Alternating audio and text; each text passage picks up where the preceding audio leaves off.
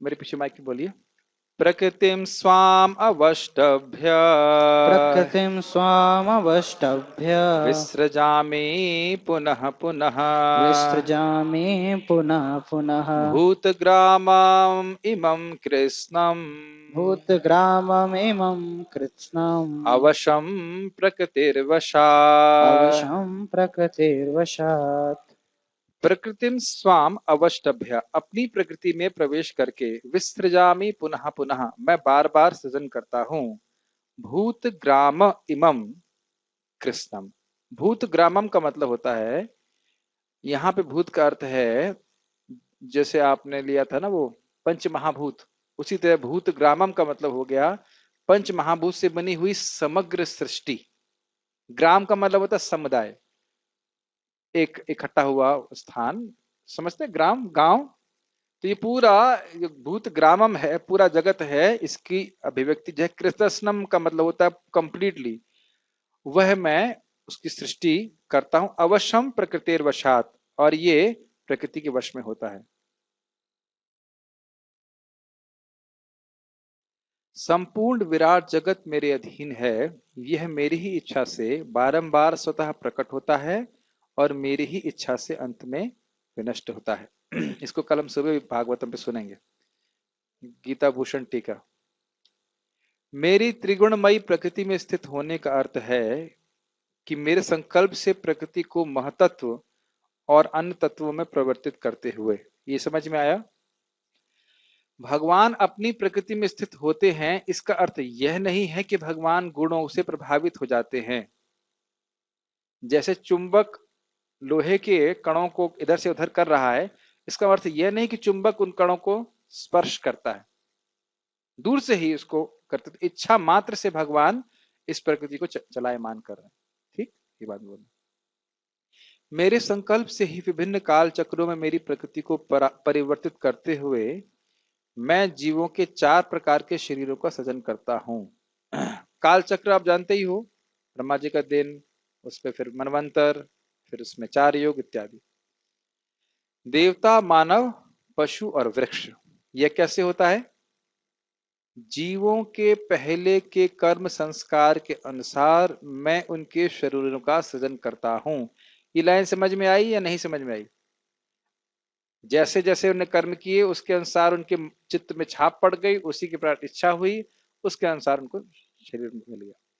उनके शरीरों का सृजन उनके संस्कारों पर ही निर्भर करता है। इसलिए भक्ति कर रहे हैं या मानव जीवन प्राप्त है तो बहुत बड़ा भाग्य है कि अब हम जानबूझ करके अपने संस्कार को परिवर्तित कर सकते हैं। हर बार हम जैसे मंगल आरती जा रहे हैं, जप कर रहे हैं, भागवत पढ़ रहे हैं, गीता पढ़ रहे हैं, भक्ति कर रहे हैं, उसका बड़ा प्रभावशाली संस्कार हमारे मन में पड़ रहा है। ऐसे मालूम नहीं चलता है, लेकिन देखिए ना, एक नाम जप करने से करोड़ जन्मों के पाप नष्ट होते हैं। ऐसे नहीं मालूम चलता है, लेकिन नाम जप, कीर्तन, ये सब कुछ अच्छे अच्छे संस्कार है। और देखिए, जब भी करने का मौका मिलेगा, अंदर से कोई बोलेगा अभी मत करो।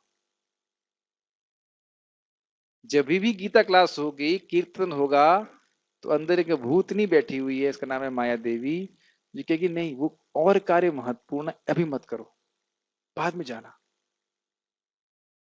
क्या आप ऐसा अनुभव करते हैं? कितने लोग अनुभव करते हैं? Isn't it? भाई यहाँ 6 बजे क्लास होती है, तो प्राय एक भूतनी अंदर से बोलती है, "ऐ, बाद में चले जाना, अभी तो कीर्तन ही हो रहा है, कीर्तन तो होता ही रहता है, तो गाते ही रहते हैं।" कभी बदकिस्मती से ऐसी जगह पहुंच गए जहां भक्तों का संग नहीं है, तब समझ में आएगा कि कितना सूख जाएंगे, जहां कीर्तन सुनने को भी ना मिले। मेरे संग हो चुका है, इसलिए मुझे पता है। तो हम लोग कीर्तन तो हो रहा है, क्या दिक्कत है? हो रहा है कीर्तन, क्लास चलती रहेगी, क्लास क्या दिक्कत है? तो ये कौन बोल रहा है? भूतनी। मैं कई बार एग्जाम्पल को दिया है। एक व्यक्ति थे, उनके भूत पड़ा हुआ था, तो जब उसका भूत छुड़ाने के लिए हम मांत्रिक के पास लेके जा रहे थे, तो भूत को मालूम चल गया था कि ले जा रहे हैं, तो खुद ही बोलना, चलो गुरु वहां मत जाओ, वहां क्या करोगे जाके? तो मैं पूछ रहा था, भाई कहाँ कहाँ की बात कर रहे हो? वहां मत जाओ, वहां मत जाओ, कुछ नहीं बोल रहा, बस वहां मत जाओ, वहां मत जाओ से बोल रहा।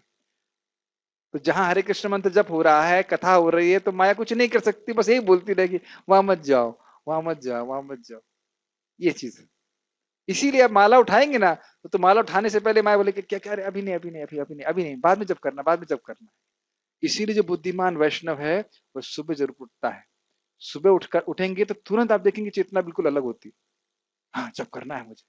और दिन में माया बड़ी प्रबल हो जाती है, अरे नहीं बाद में कर लेना, तो इसके बाद कर लेना, ये कर लेना, वो कर लेना। इसीलिए भक्त संग में माया दूर होती। जैसे हम उस जो भूत से ग्रसित व्यक्ति था, उसको पकड़ के लेके जा रहे थे। कुछ से जाने वाला था कभी? कभी नहीं जाने वाला था। कुछ से बैठ के गीता पढ़ेंगे घंटे भर? कभी नहीं पढ़ेंगे। तो भक्तों का संग में पकड़ पकड़ करके जो है माया का भूत उतारा जा रहा है इस हरे कृष्ण मंत्र के जप के द्वारा। तो भक्त संग छोड़ देंगे तो भूत कभी यही बोलता रहेगा, अरे छोड़ो, मत जाओ, मत करो, मत करो। और हम सोच रहे हैं ये हम हैं। आत्मा को तो चाहिए भगवान के नाम जप और भक्ति। मैं खाली बोल रहा था कि संस्कार को ग्रहण करने के लिए हमारा आग्रह होना चाहिए। मैं इस पे ही बोल रहा हूँ। भूत तो बोलता ही रहेगा, माया तो बोलती रहेगी मंगल आरती मत जाओ, जप मत करो, भागवत क्लास में मत आओ, लेकिन हमको उसकी नहीं सुननी। ठीक है। साथ ही उनके इन पूर्व संस्कारों पर निर्भरता भी मेरे संकल्प से ही होती है, क्योंकि मैं अचिंत शक्तियों से युक्त हूं और इस साड़ी नहीं होना चाहिए, सारी प्रक्रिया से अनासक्त हूं। ये लाइन समझिए। मैं, बहुत अद्भुत है ये, विचार करेंगे तो, मैं एक विशेष प्रकार के स्वभाव से युक्त हूं अपने पूर्व संस्कारों के कारण। ये लाइन समझ में आ रही है? ये क्यों हो रहा है? जीव तो पूरी तरह से माया से बिल्कुल परे है, अलूफ फ्रॉम मटेरियल एनर्जी। तो ये क्यों हो रहा है कि माया देवी के द्वारा जो सूक्ष्म शरीर के सृजन हुआ, जिसमें मन है, उसमें संस्कार बन रहे हैं और वह संस्कार जीव को प्रभावित कर रहे हैं? वह भी भगवान की इच्छा से ही हुआ। ये प्रश्न श्रीमद् भागवत में किया गया है कि जब भी जीव पूरी तरह से निर्लिप्त है, अलग है शरीर से, तो कैसे बंध जाता है? तो कहते हैं भगवान की इच्छा से। क्यों इच्छा? क्योंकि वह भोग करना चाहता है, अन्यथा कोई संभावना नहीं है। जैसे पेट्रोल और पानी को आप कभी मिला नहीं सकते। Does it make sense? ये बहुत सूक्ष्म पॉइंट है। और ऐसा करते हुए भगवान को दुख नहीं होता? तो कह रहे नहीं, मैं अनासक्त हूं। जीव भोग करना चाहता है तो ठीक है, करते रहने दो। ये अद्भुत चीज। जीव भगवान से विमुख रहता है, दुख प्राप्त करता है, और सारी व्यवस्था भगवान कर रहे हैं, लेकिन भगवान को उससे कोई फर्क नहीं पड़ता। कभी कभी लोग बोलते भी, अरे हम लोग इतने दुखी हैं, भगवान मुस्कुरा रहे हैं, तो भगवान रोए तुम्हारे लिए? तुम अपना गलत कर रहे हो तो भगवान रोए तुम्हारे लिए? भगवान तो स्वयं आनंद घन है। हम गलत कर रहे हैं तो क्या कर सकते हैं? लेकिन भगवान बड़े नम्र है, तुम भोग करते रहना चाहते तो करो। यह फिर मैं रिपीट करूंगा सुबह की चर्चा में, ये भगवान की सामान्य कृपा है जब खाने पीने के लिए देते हैं। वो तो ज्ञान अपने आप दे रहे हैं, लेकिन अपने ज्ञान का संचार तभी करेंगे जब भक्तों का संग प्राप्त हो। और भक्तों का संग के में संग का मतलब है कथा सुनने को मिलता है, तो समझ लेना चाहिए कि भगवान की कृपा हमारे जीवन में है। Make sense? क्योंकि तभी हम अपने संस्कारों को परिवर्तित करने की बुद्धि को प्राप्त कर पाएंगे। यद्यपि मैं यह कार्य करता हूं, परंतु मैं प्रकृति का संपर्क बिल्कुल नहीं करता और ना ही इसे करने में थकावट का अनुभव करता हूँ। ये तो हमने पहले भी कर लिया था कि भाई एटलस की तरह नहीं, भगवान होल्ड किए पृथ्वी को, अरे भाई बहुत थक गया, कोई दूसरा आदमी ले ले, ऐसा नहीं। भगवान को कोई दिक्कत नहीं, सब चल रहा है, उनकी संकल्प मात्र से सब चल रहा है। तात्पर्य पढ़िए। तात्पर्य, ये भौतिक जगत भगवान की अपरा शक्ति की अभिव्यक्ति है। इसकी व्याख्या कई बार की जा चुकी है। सृष्टि के समय यह शक्ति महत तत्व के रूप में प्रकट होती है, जिसमें भगवान अपने प्रथम पुरुष अवतार महाविष्णु के रूप में प्रवेश कर जाते हैं। वे कारणाव में शयन करते रहते हैं और अपने श्वास से असंख्य ब्रह्मांड निकालते हैं, और इस ब्रह्मांडों में से हर एक में वे गर्भोदकशाही विष्णु के रूप में प्रवेश करते हैं। इस प्रत्येक ब्रह्मांड की सृष्टि होती है। वे इस प्रकार प्रत्येक ब्रह्मांड की सृष्टि होती ये तो है। आप सब लोग जानते हैं, इसलिए मुझे कुछ में अनुवाद मतलब समझा नहीं रहा। यस। वे इससे भी आगे अपने आप को क्षीरोदक्षाई विष्णु के रूप में प्रकट करते हैं, और विष्णु प्रत्येक वस्तु में, यहाँ तक कि प्रत्येक अणु में प्रवेश कर जाते हैं। इसी तथ्य की व्याख्या यहाँ हुई है। भगवान प्रत्येक वस्तु में प्रवेश करते हैं। जहाँ तक जीवात्माओं का संबंध है, वे इस भौतिक प्रकृति के गर्भस्थ किए जाते हैं और वे अपने अपने पूर्व कर्मों के अनुसार विभिन्न योनियां ग्रहण ये करते हैं। समझ में आ रहा है, पूर्व कर्म और उनके संस्कार के अनुसार। यस। इस प्रकार इस भौतिक जगत के कार्यकलाप प्रारंभ होते हैं। विभिन्न जीव योनियों के कार्यकलाप सृष्टि के समय से ही प्रारंभ हो जाते हैं। ऐसा नहीं है कि ये योनियां क्रमशः विकसित होती ये हैं। समझ में आई बात? जो मैंने आपको डार्विन का सिद्धांत बताया था उस तरह से नहीं है कि भाई पहले एक कोशिका फिर दूसरी कोशिका, ऐसा नहीं था। एक साथ पिछली सृष्टि के अंत में जैसे जिसके कर्म थे, संस्कार थे, उसके अनुसार उनके शरीर दे दिए जाते हैं। यस। सारी की सारी योनियां ब्रह्मांड की सृष्टि के साथ ही उत्पन्न होती हैं। एक इंटरेस्टिंग बात यहाँ पे देखनी है कि अगर आपको लगे कि कोई व्यक्ति एक अजीब तरह से बर्ताव कर रहा है, तो देखने का प्रयास कीजिए कि वह अपने स्वभाव के से वशीभूत होकर वैसा कर रहा है। If a person is acting in a peculiar way, you have to try to see that he is acting because of his previous impressions. He may not always appreciate it, but try to understand he is helpless in doing the or behaving the way he is behaving. कोई व्यक्ति अगर गलत तरह से बर्ताव भी कर रहा है तो हमें देखने का प्रयास करना चाहिए कि भाई ये जरूरी, वह अपने स्वभाव से बिल्कुल फंसा हुआ है। ऐसे जो जीव के रूप में भगवान का दास है और शुद्ध है, अगर उस तरह से बर्ताव कर रहा है तो उसका हम कुछ, वह ज्ञान में है। इस प्रकार अगर वो भक्ति करे तो वो शुद्ध हो सकता है। अब इसका मतलब ये नहीं कि हम उसका संग करेंगे, हम दूर से रहेंगे, बट दूर से रह करके हम सम्मान दे सकते हैं।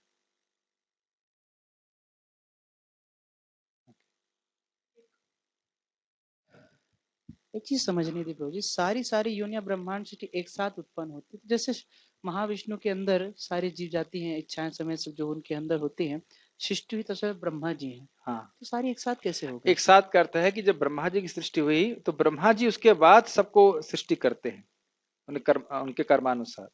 लेकिन एक यहाँ पे ऐसा नहीं सोचना चाहिए कि पहले जो ये प्रभुपाद यहाँ पे कहना चाहते हैं कि डार्विन कहता है कि क्रमिक विकास हुआ, एक एक कोशिका से दो कोशिका से तीन कोशिका, फिर अपने आप प्रकृति के अनुसार इवोल्यूशन ऑफ स्पीशीज जो कहते हैं, वो नहीं है।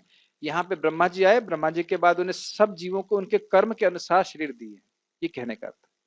तो ब्रह्मा जी फिर ये जो रिपीट होती है चार कुमार, हाँ, तो अब ये चार कुमार ये कौन बनते होंगे, किस तरह के? अब कोई जीव हैं जो उनको, जिनकी इस प्रकार की योग्यता है कि वो चार कुमार बन सके।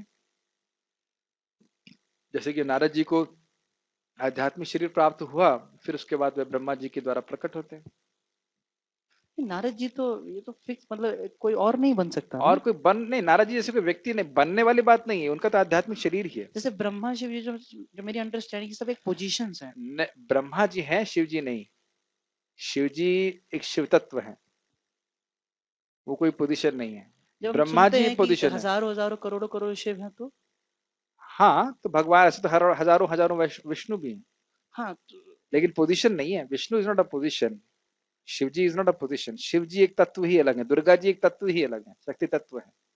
शिव, देखिए जब कहेंगे पोजीशन, मतलब देह और देही का भेद है। वहां पे कोई जीव है जो वो देवता बना हुआ है, तो ऐसा नहीं सोचना चाहिए कि कोई जीव जो है वो शिव जी बने हुए हैं। शिव जी स्वयं भगवान विष्णु है, जो जब प्रकृति का संग करते हैं तो उनको शिव कहा जाता है, तो आप जानते हो।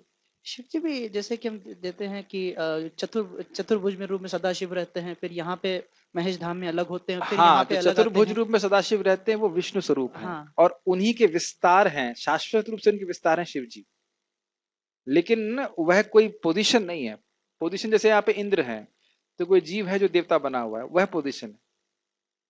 लेकिन यह उनकी वो स्वरूपता इस प्रकार से, शिव जी अनंत अनादि काल से शिव जी हैं और अनंत काल तक शिव जी रहेंगे, ये बात। शिव जी तत्व है, शिव तत्व कहा जाएगा उसको, लेकिन शिव जी कोई पोजीशन नहीं। ब्रह्मा जी एक पोजीशन, ब्रह्मा जी एक पद है, देवता है, और वह एक महान व्यक्ति, जब जानते हो 100 जन्मों तक अपने कर्मों को ठीक से करता है वर्णाश्रम धर्म के, तो उसको फिर ब्रह्मा जी को पद दिया जाता है। या फिर भगवान का भक्त होगा तो ब्रह्मा जी बनेगा। ठीक, यस ब्रो। प्रभु जी, जो शिव जी महाकाल जो कि ब्रह्म ज्योति और which is शंभु, आदि शंभु जो है, और सदाशिव, हाँ हाँ वो, और जो ब्रह्मा जी अपने जो हाँ, अपना ब्रह्मा जी से प्रकट माथे होते से हैं प्रकट शिव, कर, हाँ। तो जो शंभु है, वो तो शिव तत्व है, तो जो ब्रह्मा जी प्रकट करते हैं वो तो वही, नहीं नहीं नहीं, देखिए थोड़े समझिए, जो आप रुद्र कह रहे हैं वही शंभु वही शिव जी हैं, और जो सदाशिव हैं वो भगवान विष्णु हैं। जो सदाशिव हैं, जो वैकुंठ, उनका एक वैकुंठ लोक है, उसे उन्हें वो भगवान विष्णु हैं, उनके विस्तारित अंश हैं शिव जी। ये वो ब्रह्मा जी से प्रकट हो। हाँ, किसी से भी प्रकट हुआ, ऐसे तो आप वराहदेव भगवान ब्रह्मा जी के नाक से प्रकट हुए तो वो जीव तत्व हो गए क्या? नहीं। भगवान हिरण्यकशिपु को मारने के नरसिंह देव खंबे से प्रकट हो गए, था खंबा उनका बाप थोड़ा ना हो गया। भगवान कहीं लिखेंगे अपने बाप का नाम खंबा, खंबा सिंह, खंबा सिंह तो है नहीं, नरसिंह का पापा खंबा सिंह, नरसिंह देव के पापा खंबा सिंह देव थे ना, तो वो तो वहां तो कहीं से भी प्रकट हो सकता। ठीक। मुझे एक एक दो बात और, हाँ मतलब ये प्रश्न मेरे मन में पहले ही आ रहा है, मतलब कि ब्रह्मा जी आए, ब्रह्मा जी के साथ सारे जीव आए, तो ब्रह्मा जी के ने सारे स्पीशीज को पहले प्रकट किया और उन्होंने एक्सपांड किया, ऐसा विच इज अगेंस्ट मतलब डार्विन्स थ्योरी ऑफ हाँ, इवोल्यूशन। भगवान ने, ब्रह्मा जी ने सभी जीवों को उनके पूर्व कर्मानुसार विभिन्न शरीर प्रदान किए। फिर मनु है, मनु में फिर हाँ ठीक है, मनु किया तो मनु को बनाया, और मनु के पत्नी को बनाया, उसके बाद भी सृष्टि हो रही, तो केवल इंसानों की सृष्टि नहीं हो रही ना, सांप पशु पक्षी सबकी सबकी सृष्टि हो रही है। कश्यप की जो पत्नियां हैं उसे कद्रु ने सर्पों को जन्म दिया, कद्रु नाम था, कद्रु के, हाँ कद्रु कद्रु, और विंता, विंता ने गरुड़ देव को दिया, पक्षियों को दिया। तो इस प्रकार से सबको अलग अलग जन्म प्राप्त है, माध्यम अलग अलग हो सकते हैं लेकिन सब भगवान की व्यवस्था से हो रहा है। कद्रु का प्रश्न है कि कद्रु सांप जैसी दिखती थी, नहीं जरूरी नहीं है, प्रभु जी, ऐसा नहीं है। मतलब ठीक है, इन सब चलो पढ़ते हैं आगे। प्रभु जी, हाँ, प्रभु जी, इन सब चीजों में प्रभु जी एक ही साथ तुरंत होता है ये सब चीज की समय लगता है? थोड़ा समय लगता है, लेकिन कहने का अर्थ यह है कि ये इवोल्यूशन ऑफ स्पीशीज नहीं है, ये सबके कर्मानुसार सबको अलग अलग शरीर दिए जा रहे हैं। ऑब्वियसली थोड़ा समय लगता होगा, ब्रह्मा जी उसका सृष्टि कर एक के बाद एक हो रहा है तो कुछ समय लगेगा ही, लेकिन सब लोग निमित्त हैं और अपने उनके कर्म और क्या कहते हैं कर्मानुसार संस्कारों के अनुसार उनको शरीर दिए जा रहे हैं। ठीक। प्रभु जी, जो माइक पे बोलिए प्रभु, माइक पे बताइए। ब्रह्मांड में शिव और ये ब्रह्मा सेपरेट होता है ना? हाँ जी, हाँ जी। और इतने हमारा ब्रह्मांड सबसे छोटा है, इसीलिए खाली 4 मुंह वाले हैं। हमने लीला सुनी होगी, और बड़े बड़े ब्रह्मांड में 5 मुंह, 10 मुंह, 20 मुंह, 1000 मुंह, 1 लाख मुंह वाले ब्रह्मा जी भी होते हैं, हाँ। शिव जी भी होते हैं। निर्भर करता है कितना बड़ा ब्रह्मांड। ठीक। कुछ कहना चाहते हैं मोहित को? माइक पे बताइए क्या बता रहे। जिस संस्कार के साथ विष्णु महाविष्णु में सब जीव जाते हैं, फिर वापस सृष्टि होती है, तो वही संस्कार के साथ सब वापस आते हैं, या हाँ, सिर्फ नया से फिर? नहीं नहीं, वही संस्कार, वही संस्कार। वहां कोई संस्कार बनाने की संभावना नहीं, बस सारी सोते रहते हैं। अच्छा है ना, सोते रहो। ठीक। क्यों बोल रहे अच्छा है? क्योंकि हम समझ नहीं पा रहे हैं कि भगवान की सेवा में सुख कितना है। तो भगवान जानते हैं, इसलिए चाहते हैं कि चलो भाई मेरी सेवा करे, कुछ तो भक्ति करे, कुछ इस बार तो भक्ति कर ले, मेरा फिर भक्ता बन जाए तो मेरे सुख को भोगे। यस। मनुष्य, पशु, पक्षी ये सभी एक साथ उत्पन्न होते हैं, क्योंकि वे पूर्व प्रलय के समय जीवों की जो जो इच्छाएं थीं वे पुनः प्रकट होती हैं। इसका स्पष्ट संकेत अवशम शब्द से मिलता है कि जीवों को इस प्रक्रिया से कोई सरोकार नहीं रहता। पूर्व सृष्टि में वे जिस जिस अवस्था में थे वे उस अवस्था में पुनः प्रकट हो जाते हैं, और यह सब भगवान की इच्छा से ही संपन्न होता है। बहुत सुंदर बात एक हमारे प्रैक्टिकल है कि मान लो कोई व्यक्ति भगवान का भक्त पूरी तरह नहीं बन पाया, धाम नहीं भी जा पाया, भक्ति के संस्कारों से युक्त रहेगा तो भगवान ऐसी व्यवस्था करेंगे कि बचपन से वो भक्ति करे। इसलिए जितना हो सके उतना भक्ति को बढ़ा देना चाहिए। पार हो गए तो पार, और नहीं तो अगले जन्म में भी आप बहुत भाव के लिए भक्ति बहुत आसान हो जाएगी। पढ़िए। यही भगवान की अचिंत्य शक्ति है। अचिंत्य क्यों? इतने असंख्य जीव, उनके कर्म, उनके संस्कार, वो भी कितने पहले, पूरा ब्रह्मा जी के अध्ययन के पहले की बात, फिर उसके हिसाब से दोबारा सबको एडजस्ट करना कितना मुश्किल है।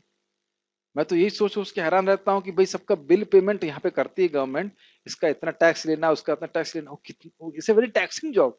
दिमाग खराब हो जाता है ना, इसका इतना टैक्स देना है, उसको ऐसे देखना है, उसकी चोरी पकड़ो, यही कितना कठिन केवल भारत का ही करने को कहा जाए।